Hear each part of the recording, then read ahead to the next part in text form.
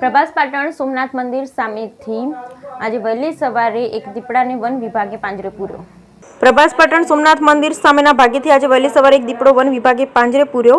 થોડા દિવસ અગાઉ સોમનાથ પાર્કિંગ ઝોન વિસ્તારમાં એક દીપડો સ્થાનિકોને જોતા આ બાબતે વન વિભાગને જાણ કરી હતી। ત્યારે વન વિભાગે સત્વરે સોમનાથ તીર્થમાં આવતા યાત્રિકોની સુરક્ષાને ધ્યાને લઈ અને દીપડો પકડવા માટે કાર્યવાહી હાથ ધરી હતી, જે દીપડો આજે ઝડપાઈ જતા સ્થાનિકોમાં રાહત ફેલાઈ છે।